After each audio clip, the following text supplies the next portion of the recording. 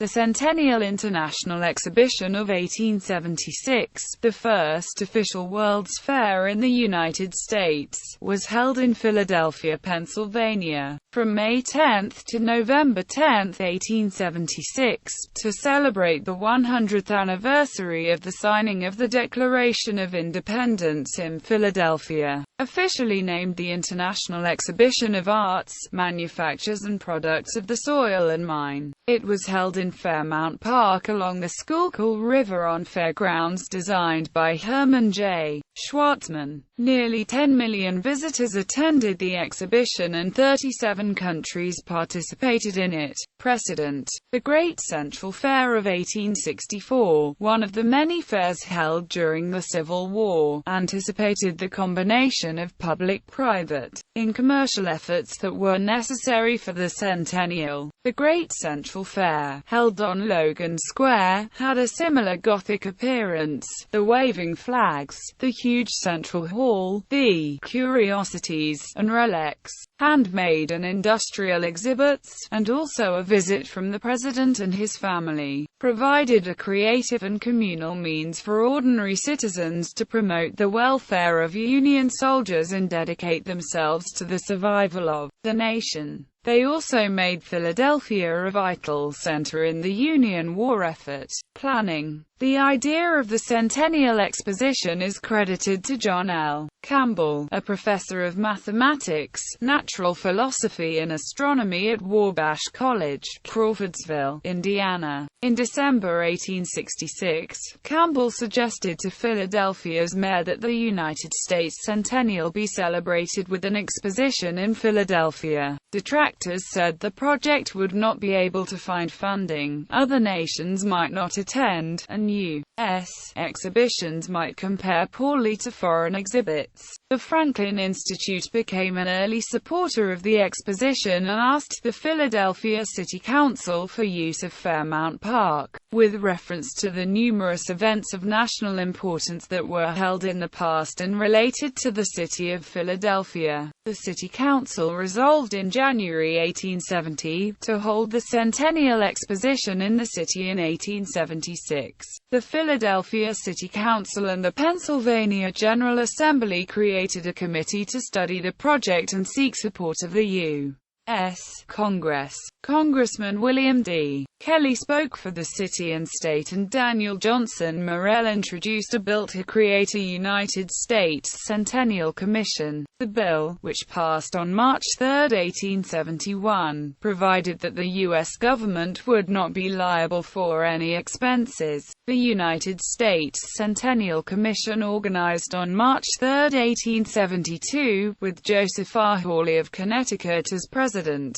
The Centennial Commission's commissioners included one representative from each state and territory in the United States. On June 1, 1872, Congress created a Centennial Board of Finance to help raise money. The board's president was John Welsh, brother of philanthropist William Welsh, who had raised funds for the Great Sanitary Fair in 1864. The board was authorized to sell up to $10 million in stock via $10 shares. The board sold $1,784,320 worth of shares by February 22, 1873. Philadelphia contributed $1.5 million and Pennsylvania gave $1 million. On February 11, 1876, Congress appropriated $1.5 million in a loan. Originally, the board thought it was a subsidy, but after the centennial ended, the government sued for the money back, and the United States Supreme Court ultimately forced the commission to repay the government. John Welsh enlisted help from the women of Philadelphia who had helped him in the Great Sanitary Fair. A Women's Centennial Executive Committee was formed with Elizabeth Duane Gillespie, a descendant of Benjamin Franklin, as president. In its first few months, the group raised $40,000. When the group learned the Planning Commission was not doing much to display the work of women, the group raised $30,000 for a women's exhibition building.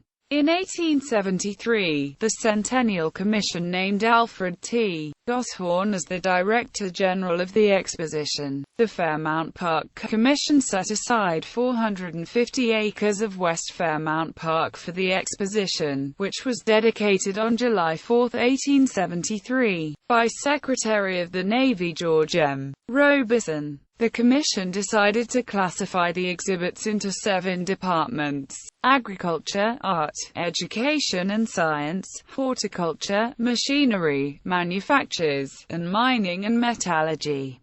Newspaper publisher John W. Forney agreed to head and pay for a Philadelphia commission and sent to Europe to invite nations to exhibit at the exposition. Despite fears of a European boycott and high American tariffs making foreign goods not worthwhile, no European country declined the invitation. To accommodate out-of-town visitors, temporary hotels were constructed near the Centennial's grounds. A Centennial lodging house agency made a list of rooms in hotels, boarding houses and private homes and then sold tickets for the available rooms in cities promoting the Centennial or on trains heading for Philadelphia. Philadelphia streetcars increased service and the Pennsylvania Railroad ran special trains from Philadelphia's Market Street, New York City, Baltimore and Pittsburgh. The Philadelphia and Reading Railroad ran special trains from the Center City part of Philadelphia. A small hospital was built on the exposition's grounds by the Centennial's Medical Bureau, but despite a heat wave during the summer, no mass deaths or epidemics occurred. The Centennial National Bank was chartered on January 19, 1876, to be the financial agent of the board at the Centennial Exhibition, receiving and accounting for daily receipts,